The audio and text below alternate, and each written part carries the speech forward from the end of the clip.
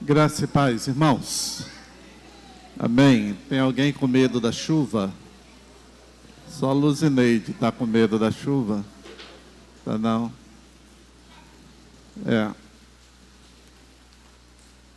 Nós vamos ler a Bíblia, Palavra de Deus. A gente tem ainda algumas coisas para ajustar no nosso templo. A gente tem umas caídas de água bem junto da porta. E tem mais o vento que sopra, né? E nós dessa região não somos preparados para a chuva. A gente é preparado só para o sol. Mas a chuva sempre chega, né? E geralmente quando chega, tem alguém, por exemplo, aqui hoje à noite que está com frio. Certamente tem alguém com frio, né? Mas o clima está agradável. Você está perto de alguém bonito que está visitando? Está perto de alguém? Está perto de alguém bonito. Então, diga a ele assim: seja bem-vindo. Isso, tem uma pessoa bonita perto de você. Então, todos sejam bem-vindos. Eu queria dizer que hoje à noite, Alain e Fernanda estão estreando como líder do nosso Ministério de Recepção. Isso. Então, na próxima semana ele vai botar mais gente para trabalhar, né? A gente espera poder estar atendendo melhor os nossos visitantes. Também só dizendo que a gente tem janelas novas e no próximo final de semana as outras devem estar no lugar, né? Então vai ter uma ventilação melhor aqui no nosso ambiente de culto. Vamos ler a Bíblia, Neemias capítulo 1. Neemias 1. A Adriana hoje está de serviço contra a chuva, né? A Adriana está no combate à água. Mas vamos ler, quero ler com os irmãos alguns versículos do livro de Neemias. Neemias capítulo 1. Palavra de Deus diz assim: as palavras de Neemias, filho de Alcalias, no mês de Esquileu, no 20º ano, estando eu na fortaleza de Suzã, veio Anani, um dos meus irmãos, com alguns de Judá, e lhe perguntei pelos judeus que tinham escapado ao exílio a respeito de Jerusalém. Eles me disseram: os que sobreviveram ao exílio e estão de volta na província encontram-se em grande aflição e humilhação. Os muros de Jerusalém foram derrubados, as suas portas queimadas a fogo. Quando ouvi essas palavras, assentei-me e chorei. Lamentei por alguns dias e estive jejuando e orando perante o Deus dos céus. Então eu disse: ah, Senhor Deus dos céus, Deus grande e temível, que guardas a aliança e a benignidade para com aqueles que te amam e obedecem os teus mandamentos. Estejam atentos os teus ouvidos e os teus olhos abertos para ouvirdes a oração do teu servo, que hoje faço perante a ti, de dia e de noite, pelos filhos de Israel, teus servos. Faço confissão pelos pecados dos filhos de Israel, que temos cometido contra ti. Também eu e o povo do meu pai pecamos. Temos procedido perversamente contra ti, não temos obedecido os mandamentos, nem os estatutos, nem aos juízos que ordenaste a teu servo Moisés. Lembra-te da palavra que ordenaste ao teu servo Moisés, dizendo: se fordes infiéis, eu vos espalharei entre os povos. Mas se voltardes para mim, obedecerdes os meus mandamentos e os cumprirdes, ainda que os vossos exilados estejam na extremidade do céu, de lá os ajuntarei e os trarei ao lugar em que escolhi, para ali fazer habitar o meu nome. Estes ainda são os teus servos e o teu povo que resgataste com a tua grande poder e com a tua grande mão poderosa. Ah, Senhor, estejam atentos os teus ouvidos à oração do teu servo e a dos teus servos que se deleitam em reverenciar o teu nome. Dá êxito ao teu servo, concedendo-lhe favor perante este homem. Nessa época, eu era copeiro do rei. Amém. Deus, queremos nesta noite entender a tua palavra e aplicá-la a nossas vidas. Queremos rogar as tuas misericórdias sobre nós e por nós. Sabemos que precisamos e dependemos do Senhor. Por isso, abençoa-nos de uma forma grandiosa. Todos nós aqui, os que estão conosco também através do YouTube, que sejam abençoados por ti. Por isso, fala o nosso coração, verdades que ainda não percebemos, mas que o Espírito Santo possa desnudar, ó Deus, as verdades que precisamos ouvir e atender nesta noite. Assim oramos no nome de Jesus. Amém. Talvez você já leu Neemias algumas vezes, ou talvez você nunca leu Neemias, mas talvez você já ouviu falar em alguém que se chama Neemias. Talvez seja até seu amigo, Neemias. Mas o interessante é que a Bíblia nos apresenta alguém que tem um relacionamento com Deus.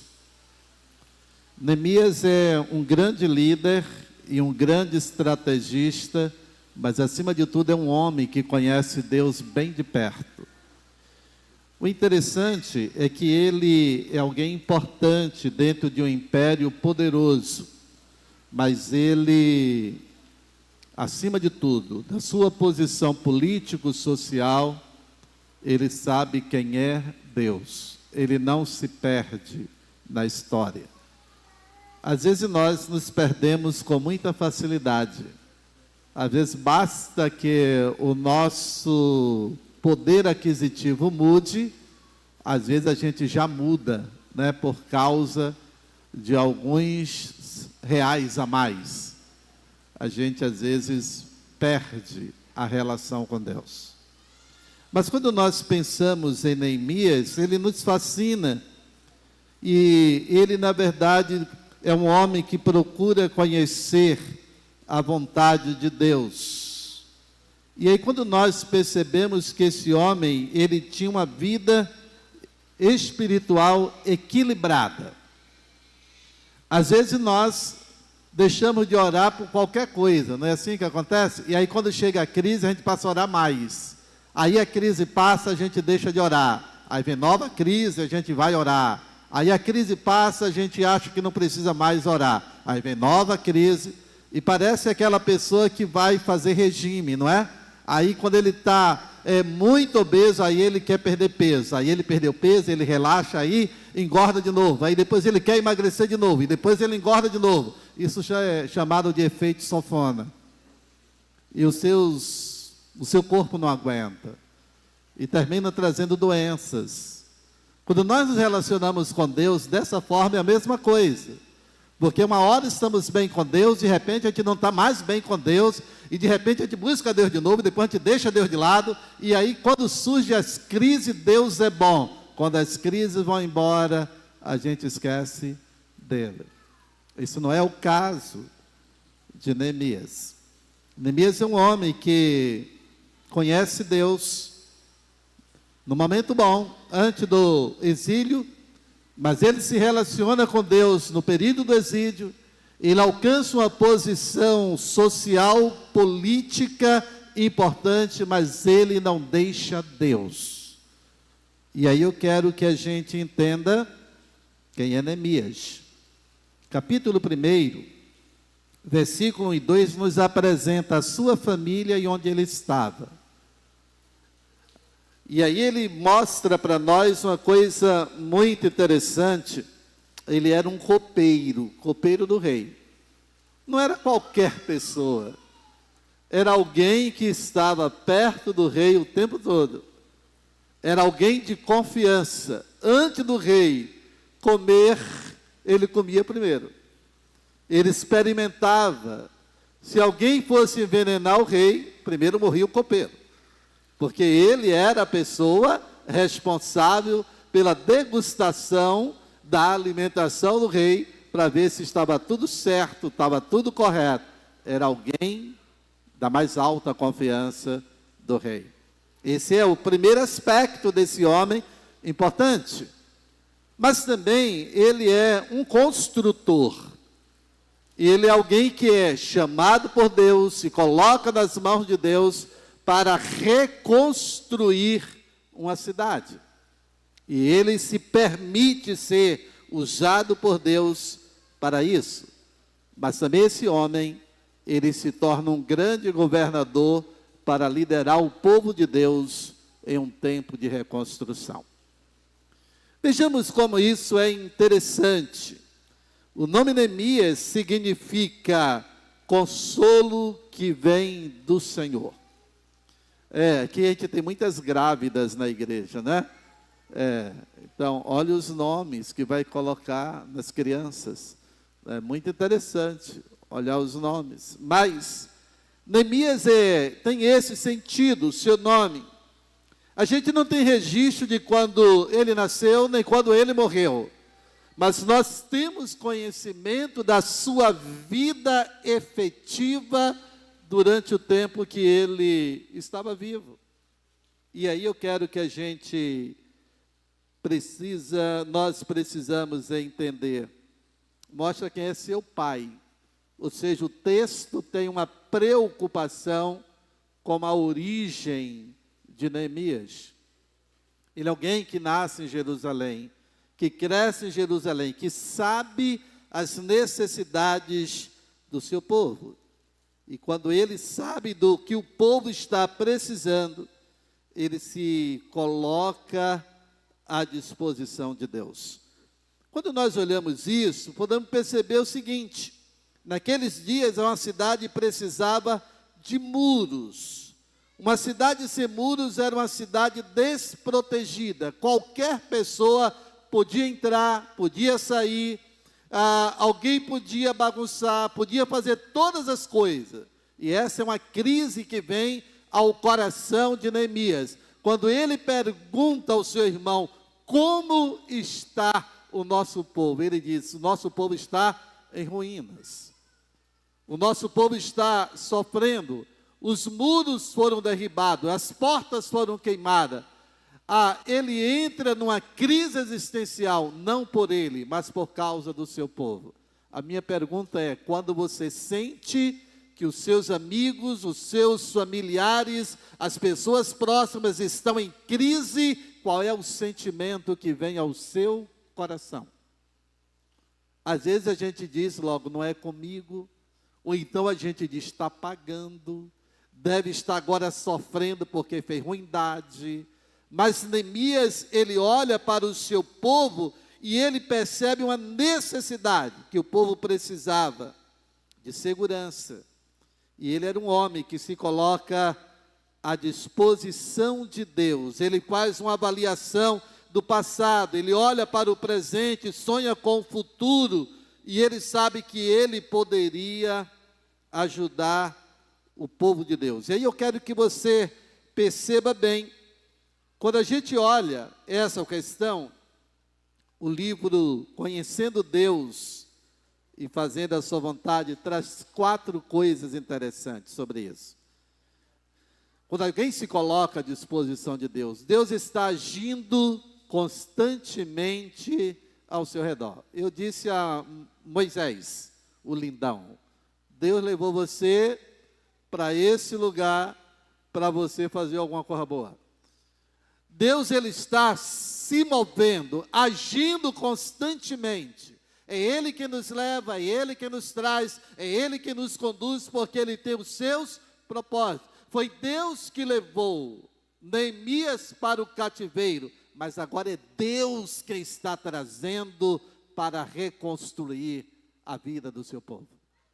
Isso é muito interessante quando Deus nos coloca em uma posição para a gente saber o porquê. Por que Deus está me colocando aqui? Por que Deus está me dando essa oportunidade? Por que eu melhorei na empresa? Por que eu estou melhorando financeiramente? Por que a minha empresa está florescendo? Por que eu mudei de função no meu emprego? Deus tem propósito.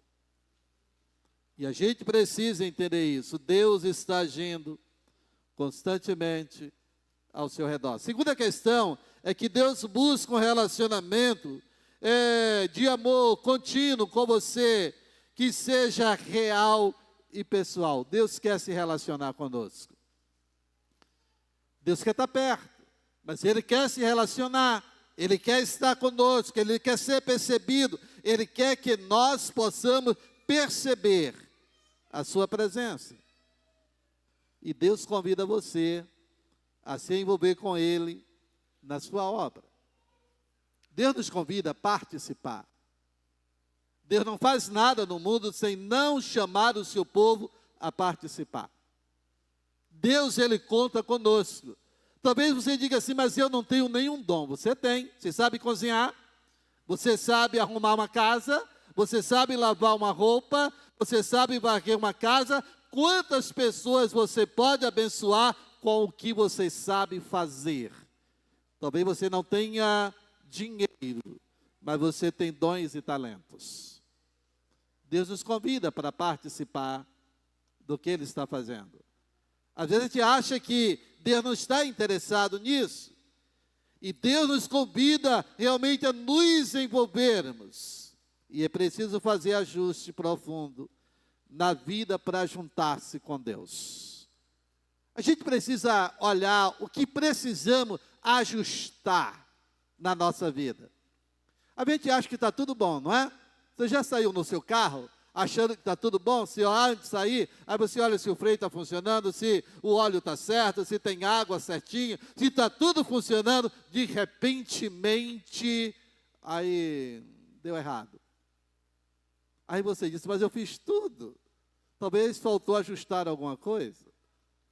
A nossa vida precisa de ajustes, constantemente. E aí Deus, Ele nos dá a oportunidade de ajustarmos a nossa vida à vontade dEle. Deus está agindo ao redor de Neemias e ele percebe isso. Neemias não fica de fora. Às vezes nós perguntamos às pessoas, não é? Está tudo bem?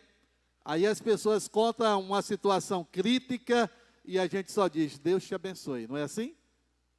Aí quando eu olho para Neemias, a gente percebe o seguinte, não pergunte se não quiser se envolver. Diga para o seu vizinho, não pergunte se não quiser se envolver. Exatamente isso. Se você pergunta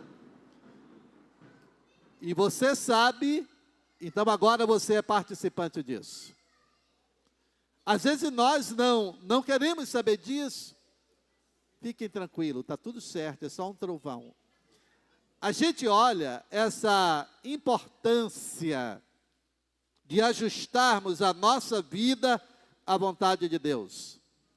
E aí eu quero que a gente perceba o seguinte, que Deus estava agindo ao redor de Neemias. Deus ia fazer algo extraordinário e precisava de um servo. Deus poderia dizer, muros estão construídos, mas Deus precisa usar mãos humanas, inteligência, a participação. Eu quero dizer a você que os maiores milagres de Deus, eles não são sobrenaturais, mas eles são naturais. Perceba bem, uma das coisas extraordinárias, dos maiores milagres de Deus, é o nascimento de Jesus. A Bíblia diz que Maria ficou grávida por causa do Espírito Santo. Mas Maria ficou grávida há 9 meses. É o natural. Maria sente dor para ganhar Jesus. é o natural. Ele cresce de forma natural. Os maiores milagres, eles são feitos de forma natural. E é isso que você precisa ver, a mão de Deus agindo sobre a vida das pessoas, de forma natural. E mostrando o poder de Deus usando pessoas. E é isso que Neemias se coloca para fazer. Aí eu quero dizer a você que o chamado de Deus nunca será por acaso. Se Deus está chamando você para fazer alguma coisa, não é por acaso. Ele tem um propósito. Você está entendendo isso? Se Deus está chamando você para fazer, pode ser a coisa mais esquisita, mas se Ele está chamando você para fazer, Ele tem um propósito. É isso mesmo. Um dia eu estava voltando de São Miguel do Oeste, lá no Alto Oeste, na época de Valdetário Carneiro. Lembra aquele tempo de crise na nossa região oeste? Aí eu estava dando um treinamento lá na igreja de São Miguel do Oeste. 5 da tarde, Marta ligou para mim e disse assim, os meninos foram para a praia. Isso, ficou sozinha. E ela ficar só é apavorante. Diva tinha catado todos 3 e tinha levado para a praia. Aí eu disse a ela, assim que eu terminar, eu começo a descer a serra. Lá em São Miguel do Oeste. Eu tinha programado voltar no dia seguinte, mas agora a mulher estava sozinha, eu tinha que voltar. E eu comecei a voltar. E eu disse assim, eu vou pelo caminho mais próximo, para chegar mais rápido. Só que, de São Francisco do Oeste, até Apodi tinha só buraco. Era, muitos buracos. Tem uma comunidade chamada Melancias. É isso mesmo? Vocês conhecem aquele lugar lá? Quando eu cheguei depois de Melancias, eu tinha um Fiat azul. Aí, o pneu baixou. Eu estava sozinho. Era mais ou menos 7h30 da noite. Quando eu desci, para tirar o pneu, parou uma moto. E o moço disse assim, o senhor precisa de ajuda? Eu disse, sim. E ele tirou o pneu, colocou o outro pneu, colocou o step guardado na mala. Ele disse para mim o seguinte, eu estava num culto. E Deus disse assim, você precisa ir a Melancias. E ele foi a Melancias. E ele trocou o pneu do meu carro. E ele disse, eu tinha dito ao pastor Isaac.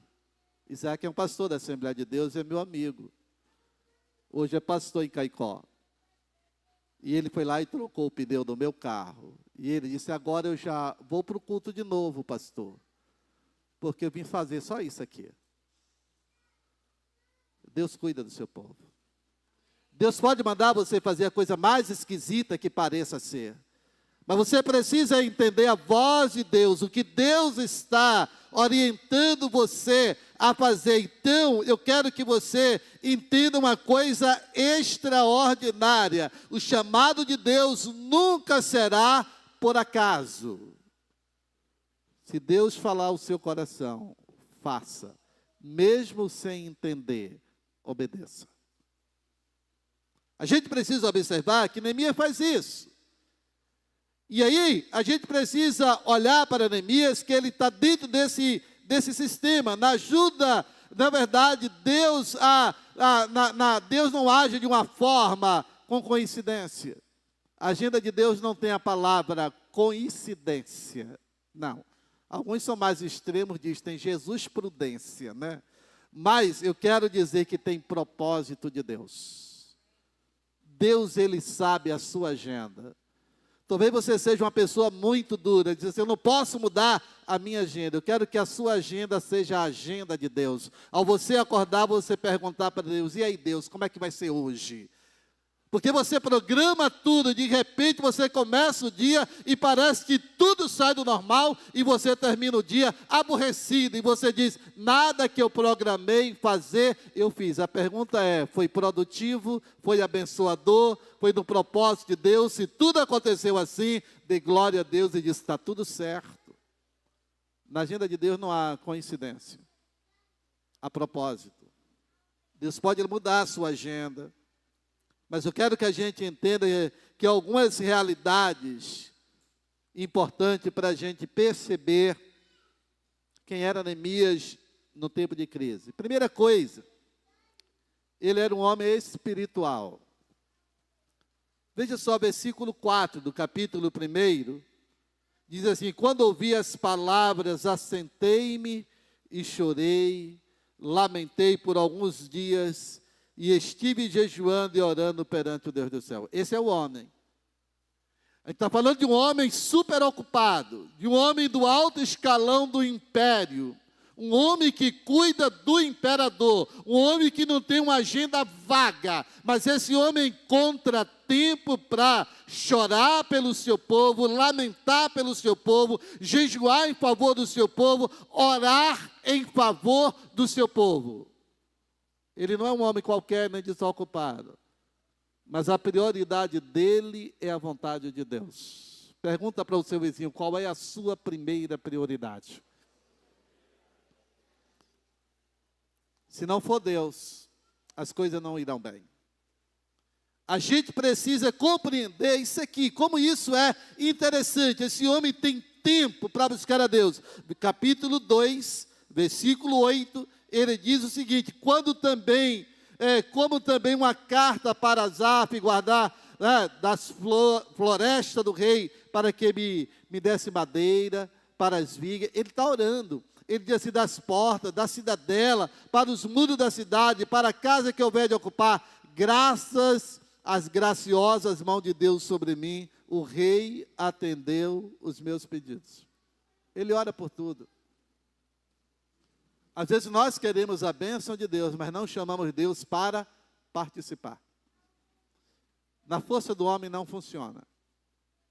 A gente precisa entender isso. Se você olhar capítulo 2, versículo 20, ele diz: respondi-lhe, o Deus do céu é quem nos fará prosperar. Nós, seus servos, nos levantaremos e reedificaremos para vós. Não tendes parte, nem direito, nem lembrança em Jerusalém. O Deus dos céus nos fará prosperar. Querido, é a mão de Deus que faz as coisas acontecer. Talvez a gente cria temores em relação àquilo que Deus coloca em nossas mãos. Eu quero que a gente entenda que Deus, Ele está agindo. Esse homem é um homem espiritual. Primeira coisa desse homem espiritual, ele conhecia o caráter de Deus. Você conhece Deus, o Deus vivo, ou você conhece um Deus histórico? O Deus que os outros contam, mas qual é a sua relação pessoal com Deus? Você tem um testemunho para contar e dizer: Deus fez isso na minha vida, Deus agiu dessa forma, Deus removeu isso, Deus resolveu aquilo, Deus fez algo extraordinário na sua vida. Ele conhecia o caráter de Deus. Conhecer Deus faz toda a diferença. Conhecer Deus faz toda a diferença na sua vida. Segunda questão é que ele confiava no poder de Deus. Sabe confiar no poder de Deus? A gente precisa confiar no poder de Deus. Às vezes eu costumo dizer aqui que orar é falar com quem pode. Quando você ora, você está dizendo para Deus: eu não consigo, mas o Senhor consegue. Deus, eu não sei como, mas o Senhor sabe. Às vezes a gente limita o poder de Deus. O poder de Deus não está ligado às nossas limitações, senão nós seríamos deuses. Ele é Deus porque Ele tem todo o poder. Ele faz o que Ele quiser. Ele que manda a chuva. A gente achava que ia chover assim hoje, à noite. A gente nem programa para a chuva. A gente nem tem roupa para a chuva. A maioria aqui não tem guarda-chuva. A gente se prepara para isso. Mas Deus, Ele é soberano sobre todas as coisas. Ele tem o controle. E aí, Ele está dizendo que Neemias confiava no poder de Deus. E ele tinha consciência de que o seu sucesso dependeria somente de Deus. Eu quero dizer a você, o seu sucesso não depende da sua inteligência. Tem muita gente com QI muito elevado, não é assim? Aí faz a prova do OAB, não passa. Já viu isso acontecer? Aí aquele cara que parece ninguém, aí vai lá e passa. Hã? Porque ele orou. Ele disse, Deus, eu não consigo, mas tu consegue. Aí ele vai lá e assina. Ele olha para a prova, ele sabe fazer. Ele consegue ler direitinho. Ele se tranquiliza. Porque ele diz assim, Deus, eu não consigo, mas tu consegue. Eu não sei como, mas o Senhor vai me ajudar. O Senhor vai me fazer lembrar. O Senhor vai pegar na minha mão e vai escrever esse negócio aqui. E vai funcionar para a glória de Deus. Você precisa confiar nesse poder. E é isso que Neemias está dizendo. Ele vai falar com o rei um negócio esquisito. Ele vai dizer para o rei, rei, olha, eu sou o seu copeiro, mas o meu povo está numa situação ruim. E eu quero que o Senhor me mande lá para reconstruir os muros da minha cidade. Tem nada a ver copeiro com construtor. Hã? Tem nada a ver. Tem nada a ver. Talvez Deus mande você fazer coisa, você diz assim, não tem nada a ver. Isso mesmo, não tem nada a ver. Mas é você que Deus vai usar. É você que Deus vai mover. Agora, ele está dizendo, Deus, só o Senhor mesmo. Eu vou orar para o Senhor amolecer o coração do rei, para ele deixar eu ir. E além do mais, Deus, a gente precisa de dinheiro. A gente precisa de dinheiro. Não tem dinheiro não, mas a gente precisa de dinheiro. A gente sabe, a gente tem uma construção ali, né? A gente precisa de dinheiro, é só orar. Deus manda. Tem crente que não acredita não, eu acredito. Toda semana a gente paga os pedreiros. A gente não deve nenhum pedreiro. Deus manda. Aí tem crente que assim, esse pastor é doido. Faz essas coisas loucas. E você já viu Deus fazer coisa que não seja louca? O que Deus faz é doido. É louco. Se Deus andasse na linha humana, não tinha nada construído. Porque ele diz assim, haja luz e houve luz. O homem diz, você está vendo que não vai acontecer? Deus não anda nessa linha humana. Deus anda na contramão do homem. É isso mesmo. A menina estava morta, ele disse, não está morta, está dormindo. Aí riram dele, está morta, a minha está morta. Ele pirou, esse Jesus pirou. Ele disse, não, ô pai, fica quieto, que a minha está só dormindo. Ele anda na contramão. É Lázaro que está lá 4 dias, ele disse, ô Lázaro, vem aqui fora bater um papo com a gente. E a irmã disse, não senhor, já cheira mal. Ele disse, fica tranquila, só creia, porque eu entendo desse negócio aí de ressuscitar gente. A gente quer medir Deus pela nossa cabeça. Não vai acontecer. É pelo poder de Deus. E é isso que Neemias ele está olhando agora dentro desse contexto, as coisas que Deus está fazendo. Ele tinha consciência de que seu sucesso dependia de Deus. Ele estava apenas à disposição de Deus. E aí eu quero que a gente perceba bem algumas coisas. Rinaldo Lidoro é um missiólogo presbiteriano, muito joia. O maior missiólogo brasileiro. Por sinal, ore por ele, está fazendo um tratamento de câncer. E ele diz que Deus conhece o secreto da nossa vida. Deus conhece. Deus conhece o nosso coração. Ele vasculha a nossa alma. Ele sabe as coisas mais profundas que a gente tem. E Neemias, na verdade, ele olha para o seu povo e ele percebe isso. Que Deus o conhecia e ele conhecia Deus. A segunda marca de Neemias é uma coisa que o irmão Moisés falou hoje à noite. Ele tinha empatia pelo seu povo. Eu quero dizer a você que você só serve um povo se você tiver empatia por ele. Isso. A gente serve pouco porque a gente não gosta de gente. A gente gosta que as pessoas gostem da gente. Mas a gente não gosta de gente. Quando a pessoa faz uma coisa que a gente não gosta, a gente diz logo, vou riscar da minha lista. A gente não quer mais aquela pessoa. A gente Já pensou se Deus fizesse isso com a gente, hein? Não tinha ninguém aqui. Só barra nada. Hein? Quem estava aqui? Se Deus dissesse, hoje você está fora. Nenhum de nós. Deus tem empatia. E aí a gente olha, Neemias, ele é um moço que tem empatia pelo seu povo, ele lamenta pelo seu povo, ele chora pelo seu povo. Ele diz para Deus no versículo 6, estejam atentos os teus ouvidos e os teus olhos abertos para ouvirdes a oração do teu servo que hoje faço. Ele tem empatia, ele não está orando por ele, irmãos. A gente, na maioria das vezes, nós oramos muito por nós. Senhor, me abençoe, Senhor, me dê, Senhor, sabe as minhas necessidades, as minhas carências. Neemias não está orando por ele está orando pelo povo de Deus, pelo povo sofrido. Neemias, ele sofreu a dor daqueles que estavam sofrendo em Jerusalém. Pessoas que ele não conhecia, que ele não sabia o nome. Gente, na verdade, que estava assim. E aí eu quero te dizer que essa é uma virtude de pessoas que levam Deus a sério, que sente a dor do outro, que chora pelo outro. E ele diz, olha, ó Deus, e eu quero te dizer que Deus precisa de pessoas assim. Gente capaz de sentir a dor da outra pessoa. Você acha que isso é fácil? Neemias poderia dizer assim, eu estou na boa e aqueles pecadores que morram.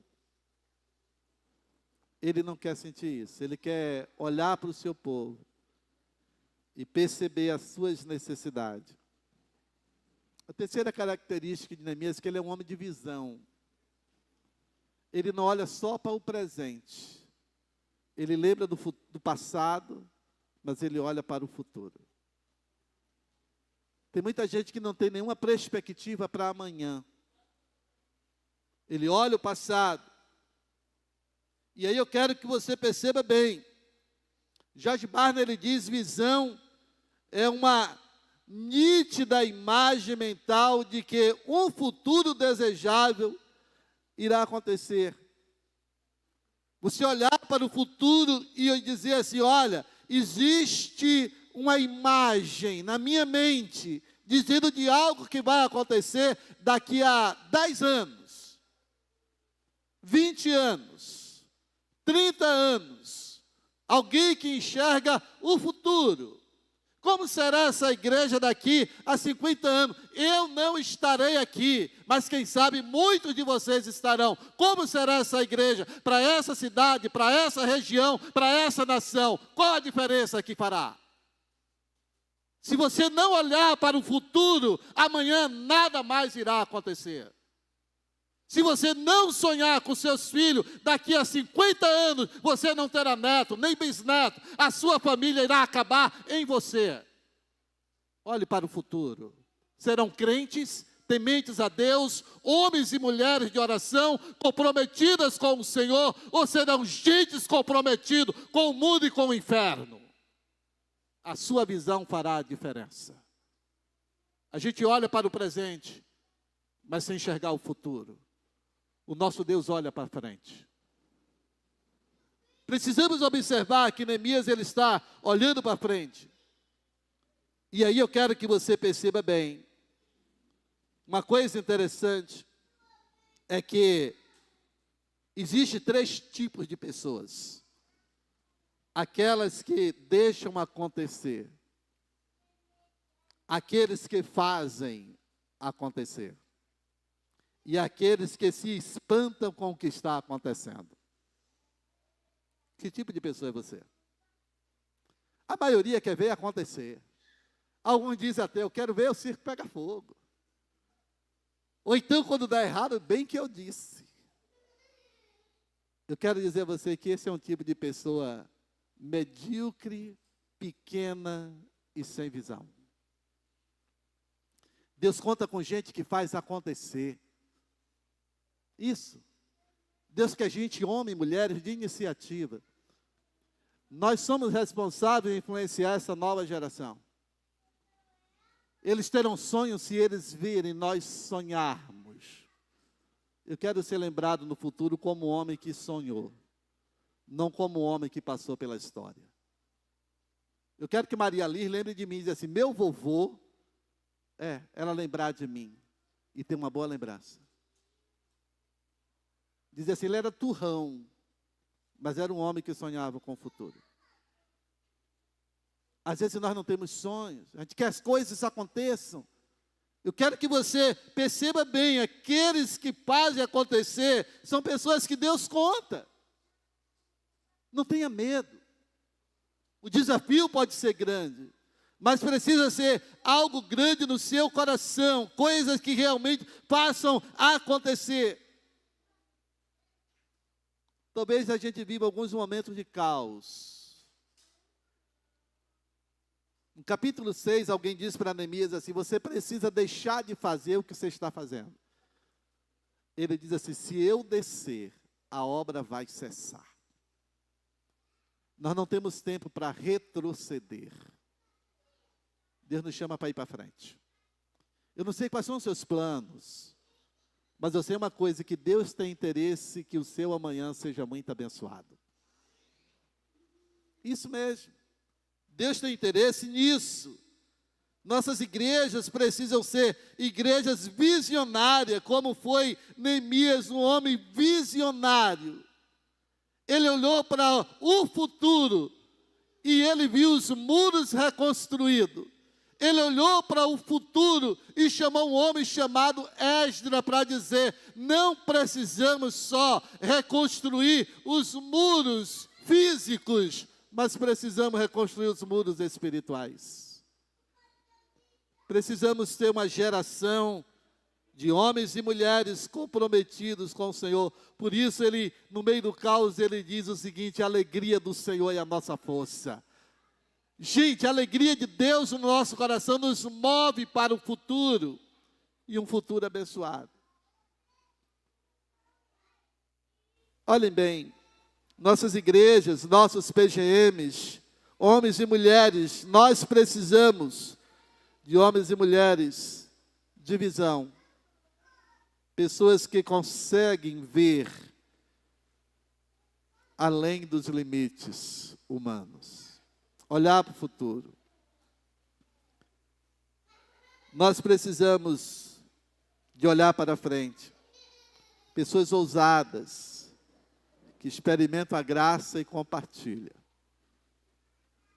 Precisamos orar. Orar como Neemias. Dependendo de Deus. E sabendo o que Deus vai fazer.